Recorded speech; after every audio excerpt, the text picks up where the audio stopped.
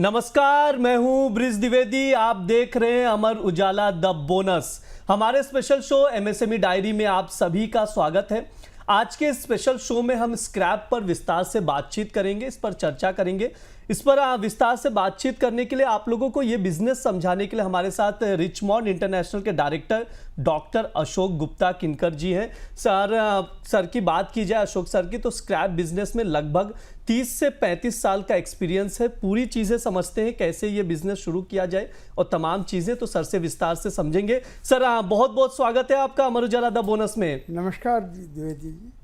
नमस्कार sir. Sir से बातचीत करना शुरू करें उससे पहले आप लोगों को बताते हैं आज इस शो में मुख्य तौर पर किन मुद्दों पर चर्चा होगी।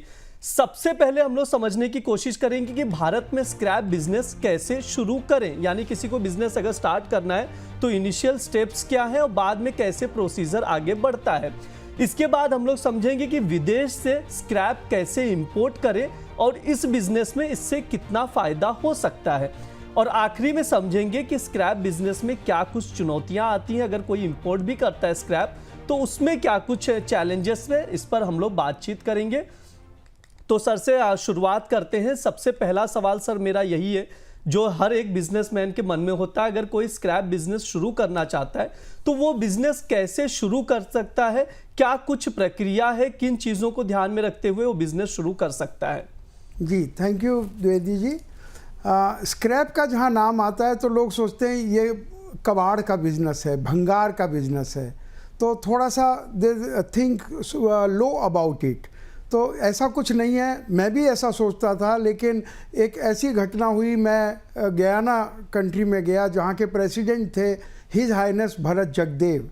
जब उनसे मैं मिला तो उन्होंने मेरे को कहा कि नाइस मिस्टर गुप्ता, आप स्क्रैप का काम कर रहे हैं, आप मेरे कंट्री को खूबसूरत कर रहे हैं।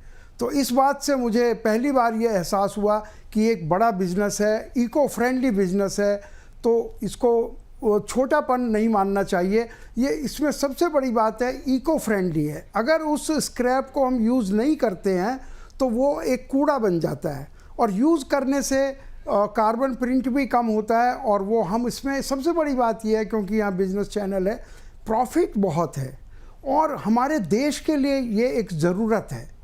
स्क्रैप अगर नहीं होगा तो हम नई चीज़ें कहाँ से बनाएंगे। माना कि जो खदान से जो निकलता है वो भी मायने रखता है, लेकिन पुराना स्क्रैप एक बहुत बड़ी मायने रखता है एक रॉ मटेरियल के तौर पर। तो मैं कहूँगा अमर उजाला का बहुत धन्यवाद करता हूँ कि उन्होंने एक ऐसा विषय पकड़ा है कि जो पूरे देश के लिए फ़ायदेमंद है।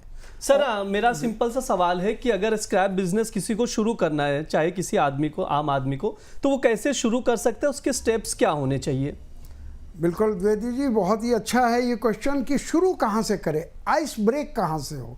तो आइस ब्रेक के लिए ये प्रॉब्लम है कि आदमी यूट्यूब देखता है और दूसरे कोई चीज़ें देखता है, तो वहाँ एक थोड़ी सी दिक्कत आ जाती है कि अधिकतर यूट्यूबर्स हैं, लेकिन उनसे भी कुछ ना कुछ सीखने को मिलता है। और एक्चुअल बिजनेस करने वाले तो ना के बराबर हैं, वो आते ही नहीं है स्क्रीन पर। हम आएंगे तो और लोग भी करेंगे, थोड़ा सा ऐसा रहता है, लेकिन हमें कुछ ऐसा नहीं है और हम अपना भी करते हैं और हम औरों को प्रेरित करते हैं, क्योंकि बिजनेस इतना बड़ा है कि हम जैसे 1000 आदमी भी आ जाएं हम जैसे, तो इस बिज़नेस को कोई उसका असर नहीं पड़ने वाला है, उसका रेट कम नहीं होने वाला है, कोई कंपटीशन में घुसने वाला नहीं है। ये हमारी सोच है। तो स्क्रैप बिजनेस, कोई भी बिज़नेस शुरू करना हो, उसके लिए जानकारी की से सबसे बड़ी शुरुआत होती है। तो वो जानकारी कहाँ से मिलेगी, ये हम प्रॉपरली बताते हैं कि जो और लोग हैं, सर्वे जैसे किया जाता है, उसका बिज़नेस का सर्वे होना चाहिए। और हम लोग जहाँ भी अवेलेबल हैं तो आप हमारे पास आते हैं, हम भी आपको पूरा बताते हैं। और चाहे छोटा गोदाम हो, बड़ा गोदाम हो, गोदाम आदमी बहुत छोटे से शुरुआत करता है। मैं यहाँ से कहता हूँ कि जो गली में आपसे ख़रीद के ले जा रहा है वो एक छोटे गोदाम को देता है, फिर वो एक बड़े गोदाम को देता है। और ये सब चीज़ों में नेचुरली तोलने की ज़रूरत पड़ती है। तो मशीनें तोलने की आजकल बहुत महंगी नहीं है, 10,000, 20,000, 50,000 जैसी बड़ी मशीनों मिल जाती है। और उसको स्क्रैप को छांटने के लिए कटिंग और सेपरेशन के टूल्स भी होते हैं, बाई हैंड भी हो जाता है।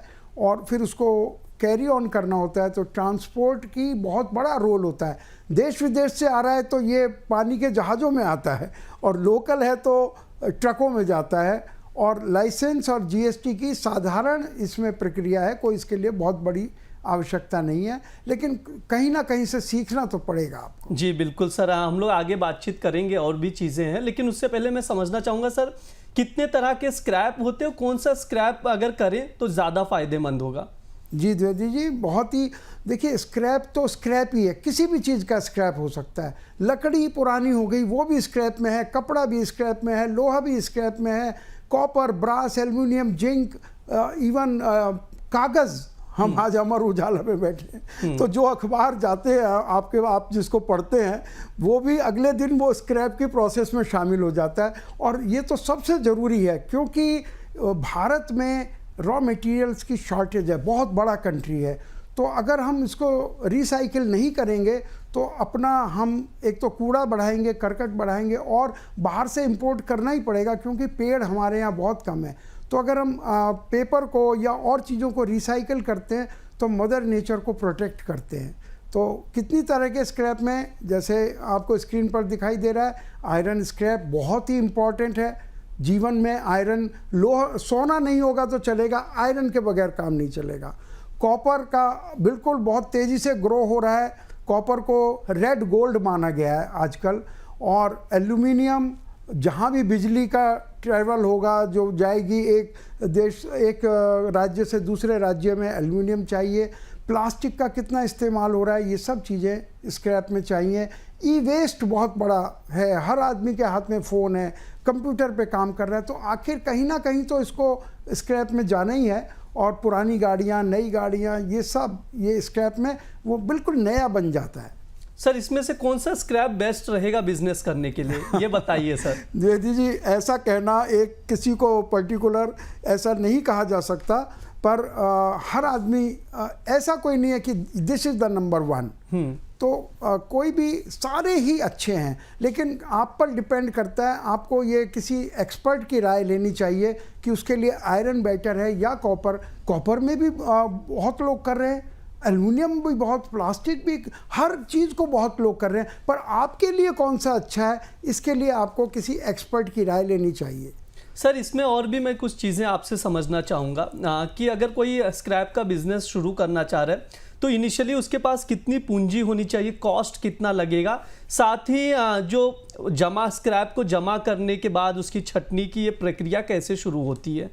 जी बिल्कुल, ये एक सबसे बड़ी बात है कि ये एक ऐसा बिजनेस है कि बहुत छोटी क्वांटिटी से, आप देखिए, एक जो हमारी, वो भी एक उसी का हिस्सा है जो गली में हमारे आ रहा है और आवाज़ लगा के ले रहा है, वो 5-10 हज़ार रुपये जेब में रख के निकलता है, और जो बेचने वाला है उसके ऊपर पैसा देता है, कोई उधार नहीं है, सबसे बड़ी बात यह है, और वो ले लेता है। और चाहे तो वो उस 10,000 को ही दिन में 5 बार टर्नओवर कर सकता है। कहीं से मिला, 10,000 का सामान मिला, उसने अपने पास के उस स्टोर वाले को दे दिया, फिर वहाँ से 10,000 ले लिए। और हमेशा स्क्रैप वाले के पास पैसे की कभी कमी नहीं होती। आप शुरू बेशक छोटे से करें, लेकिन स्क्रैप में पैसे की कभी कमी नहीं आ पाती, क्योंकि कैश बिजनेस है, लोग आपको एडवांस भी देते हैं, सबसे बड़ी बात यह है। तो जी सर, हाँ बिल्कुल, जिस तरह से सर चीज़ें बता रहे हैं उसके अकॉर्डिंग आप लोग चीज़ें समझ कर चल सकते हैं, उसके अकॉर्डिंग बिजनेस करके चल सकते हैं। सर चैलेंजेस पर भी बात कर लेते हैं कि मुख्य तौर पर आप इतने समय से इस इंडस्ट्री में रहे हैं, इस बिजनेस में हैं, कैसे देखते हैं सर, क्या कुछ चैलेंजेस फेस करने पड़ते हैं, और इसका साथ ही सॉल्यूशन भी बताइएगा कि ऐसे इसका सॉल्यूशन हो सकता है, इस प्रॉब्लम का सॉल्यूशन ये है। देखिए, चैलेंज तो सबसे बड़ा ये है, क्योंकि ये इतना बड़ा बिजनेस है तो दे आर मैनी पीपल, उसमें कंपटीशन बहुत है। लेकिन अगर आप ढंग से कर रहे हैं तो कंपटीशन अभी ना के बराबर है, क्योंकि अच्छा करने वाले बहुत कम हैं, जो प्रॉपरली करने वाले। ऐसे तो रोज़ आपकी गली में 10 स्क्रैप खरीदने वाले निकलते हैं, लेकिन कोई ना कोई की ऐसी बात होती है कि आप हमेशा उसी को देते हैं। तो चैलेंजेस यही हैं कि मैं कहता हूँ चैलेंजेस कम हैं, अपॉर्चुनिटीज़ ज़्यादा हैं। चैलेंजेस तो ना के बराबर हैं। आपको अगर थोड़ी सी, एक ही चैलेंज है कि करने के पहले या करते वक्त या करते करते आप सीख जाते हैं कि स्क्रैप कितने प्रकार का होता है, कौन सा स्क्रैप की एक अच्छी कीमत मिलेगी, कौन से की मीडियम मिलेगी, कम मिलेगी। जैसे आप कई बार हम घरों में देखते हैं जब रद्दी वाला आता है तो हम हैरान हुआ करते थे, वो कहता है अखबार की रद्दी का रेट कुछ अलग है और कॉपी की रद्दी का अलग है, गत्ते का अलग है। तो हम सोचते थे ये तो सब कागज़ ही है, इसमें क्यों अलग अलग किया जा रहा है। लेकिन उसे पता है कि किसी का रेट कम है, किसी का रेट ज़्यादा है। तो इसलिए ट्रेनिंग के साथ अगर कोई भी काम करेंगे तो सबसे आसान काम मैं कहता हूँ स्क्रैप का ही है। सर एक चीज़ और आपसे समझना चाहेंगे कि कोई अगर विदेश से स्क्रैप इंपोर्ट करना चाहता है तो वो कैसे करे, इंपोर्ट करने की प्रक्रिया क्या है, और साथ ही ये भी बताइए कि कौन से डॉक्यूमेंट्स की ज़रूरत होती है। देखिए आजकल स्क्रैप में एक बहुत बड़ी बात है इंपोर्ट करने की। आखिर इंपोर्ट की ज़रूरत क्यों पड़ रही है? ये तो कूड़ा है, क्यों हम इंपोर्ट करें? क्योंकि इंडिया एक डेवलपिंग कंट्री है, भारतवर्ष, तो इसके अंदर हर चीज़ की शॉर्टेज है। ये एक रॉ मटेरियल है। अगर हम मेटल का कर रहे हैं, copper, brass, aluminium, zinc, lead, iron, steel, किसी भी चीज़ का कर रहे हैं तो इन सब चीज़ की इंडिया में शॉर्टेज है। और इंडिया का खुद बहुत स्क्रैप निकलता है, उसके बावजूद शॉर्टेज है, इसलिए हमें विदेशों से मंगानी पड़ती है। और सरकार इस बात को समझती है कि इंडिया में शॉर्टेज है, तो इसलिए इस पर बहुत से स्क्रैप पर ज़ीरो ड्यूटी है, कोई टैरिफ नहीं है। आप अमेरिका से लाओ, कहीं से लाओ, इंग्लैंड से लाओ, अफ्रीका से लाओ, हमारे पड़ोसी दुबई और गल्फ़ कंट्रीज़ हैं वहाँ से लाओ। और यहाँ पर क्यों ये इस पर ड्यूटी कम की जाती है? क्योंकि यहाँ इसकी ज़रूरत है। तो सबसे बड़ा एक फ़ायदा स्क्रैप में ये है कि आपको बायर नहीं ढूंढना है, आप खरीदार नहीं ढूंढना है। ये कितनी बड़ी बात है। मैंने ज़िंदगी भर गोल्ड एंड डायमंड का काम किया है और जब से स्क्रैप में आया हूँ तो गोल्ड एंड डायमंड लोग मुझसे कहते हैं कि सर आप तो गोल्ड एंड डायमंड का काम करते थे, कहाँ आप ये कचरे में आ गए? तो मैंने कहा भाई ये कचरा गोल्ड ये इको फ्रेंडली है और ये हमारे देश के लिए ज़रूरी है, देश की तरक्की के लिए ज़रूरी है। तो एज ए बिजनेसमैन हमें क्या फ़र्क पड़ता है अगर गोल्ड है, डायमंड है या स्क्रैप है? मैं अगर दोनों में कंपेयर करूं तो मैं ये कहूँगा scrap is better than gold and diamond. Gold and diamond के बगैर आपका गुजारा हो सकता है, स्क्रैप के बगैर नहीं हो सकता है। सर आपने इंपोर्ट की बात की, प्रोसीजर भी समझाया। मैं आपसे समझना चाहता हूँ, जब कोई भी इंपोर्ट करना हो स्क्रैप तो चैलेंजेस क्या आते हैं? कि अगर इनिशियल लेवल पे समझो कोई स्टार्ट कर रहा है, पहली बार इंपोर्ट करना चाह रहा है स्क्रैप, तो क्या कुछ चैलेंजेस वो फेस करता है? जी द्विवेदी जी, बहुत ही अच्छा आपने पूछा। देखिए सबसे बड़ा चैलेंज है, वैसे तो आप बॉम्बे से दिल्ली लाए वो भी इंपोर्ट कहलाएगा, पर वो इंपोर्ट इसलिए नहीं कहलाएगा कि वो एक ही कंट्री है। लेकिन वही अगर आप नेपाल से कोई चीज़ ले आए, वो भी बहुत नज़दीक है, 50 किलोमीटर उधर नेपाल है, 50 किलो, लेकिन वो इंपोर्ट कहलाएगा। तो सबसे बड़ी उसकी कुछ फॉर्मेलिटीज़ होती है, बहुत आसान है। लोग इस डॉक्यूमेंट के जंगल में ही घूमते रहते हैं, वो सारी ज़िंदगी 10 साल के कोर्स करते हैं, कोई 1 साल का, कोई 2 महीने का। कौन कौन से डॉक्यूमेंट, बहुत आसान है अगर आप प्रॉपर ढंग से चलें, बहुत ही और प्रॉफिटेबल है बहुत बड़ा, क्योंकि यहाँ इसकी एक्यूट शॉर्टेज है इंडिया में। और आप जब कर रहे हैं तो वो एक्यूट शॉर्टेज पूरी हो जाती है। बायर नहीं ढूंढना कितनी बड़ी बात है। अगर आप मर्सिडीज़, BMW बनाते हैं तो भी आपको अपने सेल्समैन जाके उसको कहना पड़ेगा सर हमारी कार लीजिए, बहुत सस्ती है, बहुत अच्छी है, चला कर तो देखिए। स्क्रैप में खरीदार कहता है कैसा भी है मुझे दे दीजिए, ये एडवांस पकड़ लीजिए। कितनी बड़ी बात है। तो इसलिए कोई इसमें डॉक्यूमेंट्स की, अगर मैं यहाँ एक छोटे से प्रोग्राम में डॉक्यूमेंट्स की लिस्ट दूंगा तो वो आपको ना याद रहेगी ना पॉसिबल है। पर मैं ये कहूँगा बहुत आसान है और सरकार इसमें सहयोग देती है करने में, कि आप इसको ज़्यादा से ज़्यादा करें। सर मैं चाहूँगा फिर भी आप एक शॉर्ट में ही बता दीजिए कि कौन कौन से डॉक्यूमेंट सकते हैं। एक शॉर्ट में कुछ ब्रीफ दे दीजिए दर्शकों को कि एक ओवरव्यू मिल सके। जी देखिए, कोई भी बिजनेस है उसमें इनवॉइस तो बनती है, तो इसमें भी इनवॉइस बनती है, लेकिन इनवॉइस से पहले एक परफॉर्मा इनवॉइस बनती है कि उसका एस्टीमेट होता है, उसका भी अपना कोई उपयोग है। लेकिन तो परफॉर्मा इनवॉइस हो गई, इनवॉइस हो गई, और जो भी सामान आता है वो उसका एक प्रोसीजर है, पैकिंग लिस्ट होती है। चाहे पूरे कंटेनर में एक ही चीज़ है तो भी पैकिंग लिस्ट का पेपर ज़रूर होगा, उसमें लिखा जाएगा whole container having so much kilogram और टन ऑफ मेटल स्क्रैप। फिर एक जो सबसे बड़ा डॉक्यूमेंट है, सबसे मेजर डॉक्यूमेंट है, वो कहलाता है bill of lading, not loading. ये कोई फ्रेंच टर्म है या कोई दूसरे भाषा की है। बिल ऑफ लेडिंग उसको बोलते हैं, एयरवे बिल भी बोलते हैं, सी वे बिल भी बोलते हैं। तो वो आपको नहीं बनाना होता है, वो शिपिंग कंपनी या एयरलाइन आपको प्रोवाइड करती है। वो एक इस बात का प्रूफ है कि आपने कौन सा सामान कहाँ से कहाँ भेजा, कौन से जहाज़ में गया, कौन से उस पर सारी जानकारी रहती है उसमें। और उसके अलावा एक इंपोर्ट एक्सपोर्ट में एक बहुत इंपॉर्टेंट डॉक्यूमेंट होता है, सर्टिफिकेट ऑफ ओरिजिन।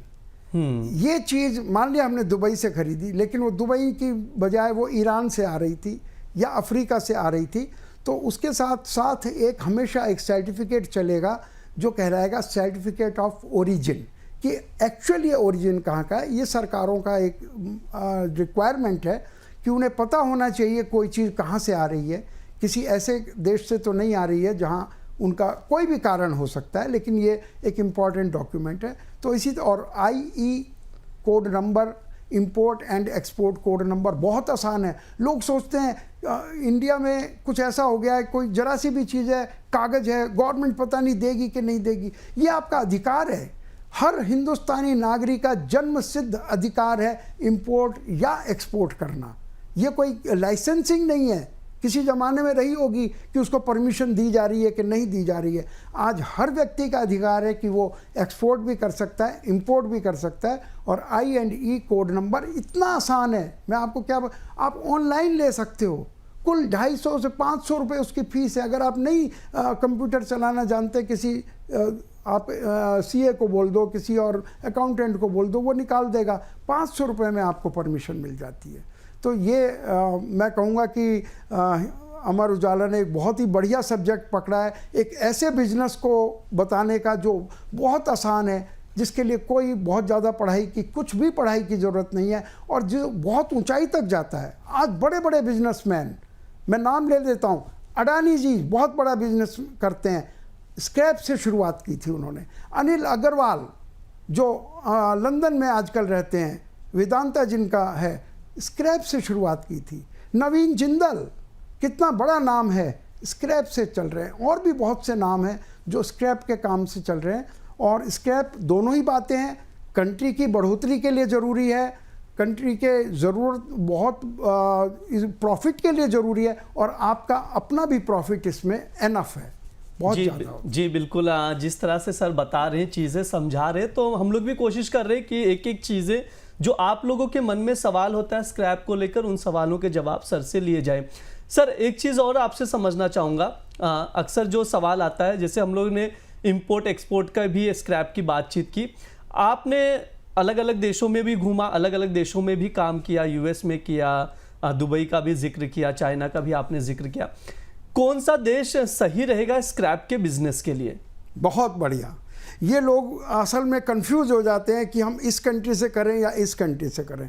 मैं आपको आज एक ऐसा फार्मूला दे देता हूँ, आप खुद ही सोच सकते हैं किस कंट्री से करना है, कौन नहीं करना है। वैसे आजकल इंटरनेट की दुनिया में बहुत आसान हो गया ये सब ढूंढना।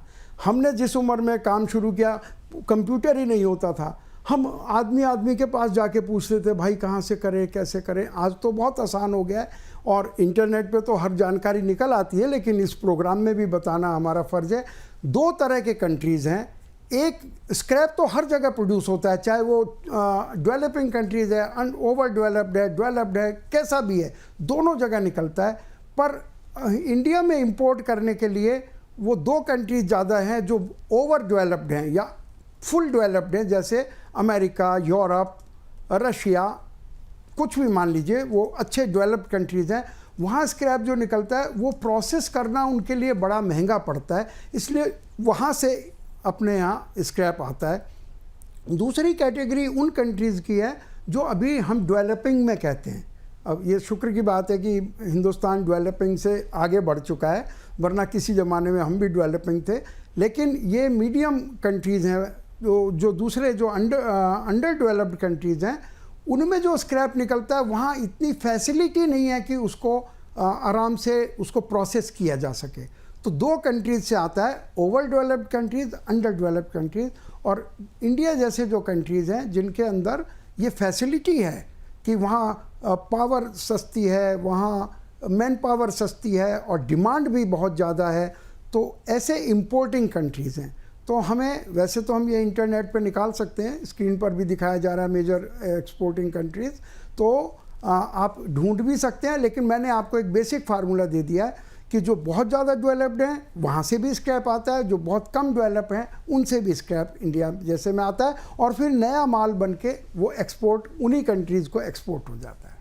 जी बिल्कुल, जैसा सर बता रहे चीज़ें आप लोगों को इतना सरल भाषा में समझा रहे, कोशिश है सर की ओर से और हमारी ओर से तो प्रयास किया ही जा रहा है, इसीलिए सर को बुलाया गया कि आप लोग आसानी से इस चीज़ को समझकर आगे इसमें बिजनेस भी कर सकते हैं। सर एक चीज़ आपसे समझना चाहूँगा, ये तो हो गई प्रोसेस की बात, तमाम चीज़ें आपने लागत कॉस्ट सब कुछ बताया। मैं आपसे समझना चाहूँगा कमाई पर भी हम लोग जाएंगे कि कितना बड़ा बिजनेस है, कितना कमा सकते, प्रॉफिट कितना है, लेकिन उससे पहले मैं आपसे समझना चाहूँगा कि विदेश से एक्सपोर्ट या इंपोर्ट कोई भी स्क्रैप करता है उस समय किन बातों का ध्यान रखना बहुत ज़रूरी है? फ्रॉड का भी डर रहता है, ऐसे में धोखाधड़ी से कैसे बचें? देखिए, मैं कहूँगा क्योंकि इस बिज़नेस में कहते हैं इजी मनी है, आसान है, तो सबसे ज़्यादा स्कैमर्स भी इसी में है। जहाँ अच्छा पैसा है ठग लोग वहीं पहुँचते हैं।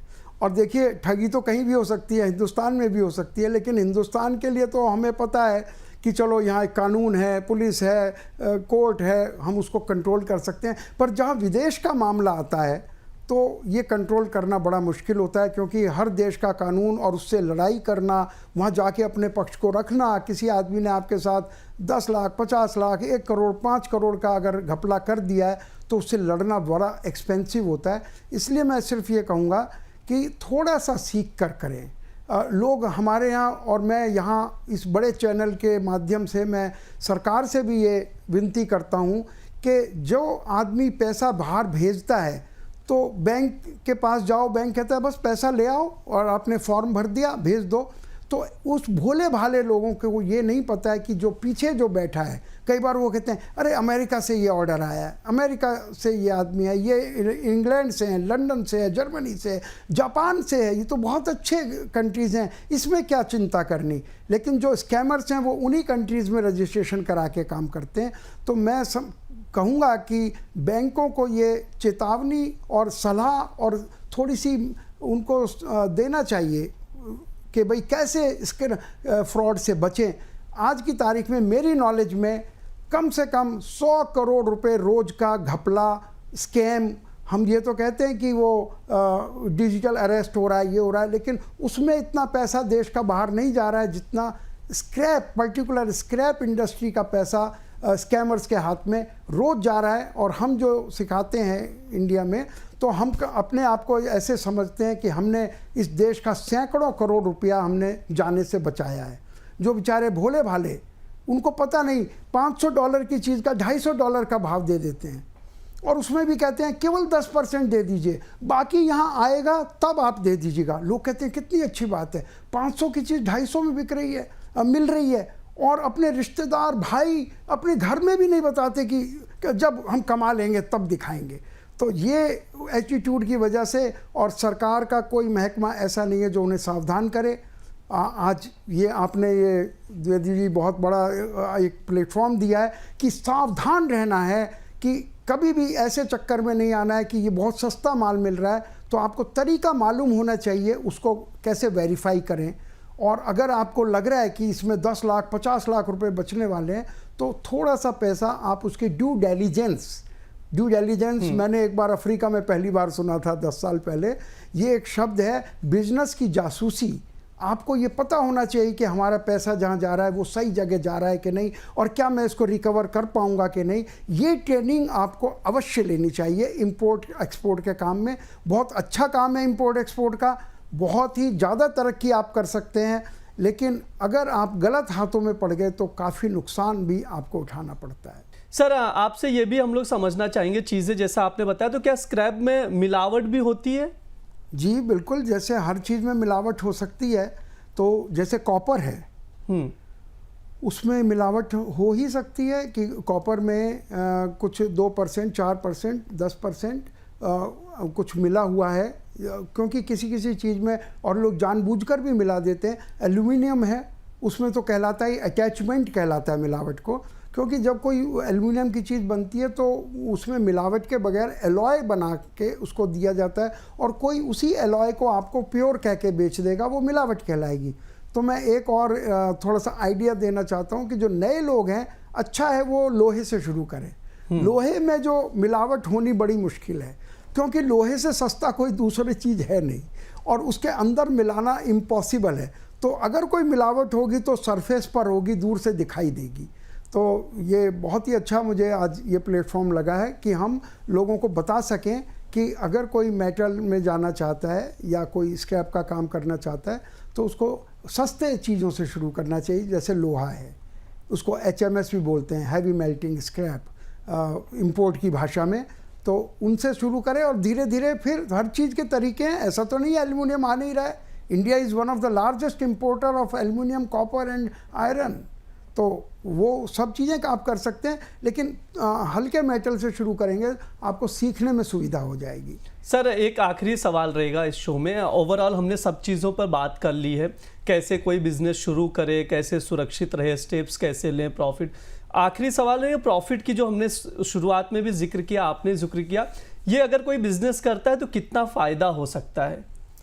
देखिए, ये थोड़ा डिपेंड करता है कि अगर आप पुराने हो गए हैं तो उसमें आपका प्रॉफिट धीरे धीरे बढ़ता जाता है, क्योंकि आपको माल बाहर से मिलेगा, सस्ता मिलेगा, और आपको यहाँ लेने वाले आपको प्रॉपर प्राइस देंगे। ज़्यादा तो नहीं देंगे, लेकिन प्रॉपर प्राइस मिलेगी।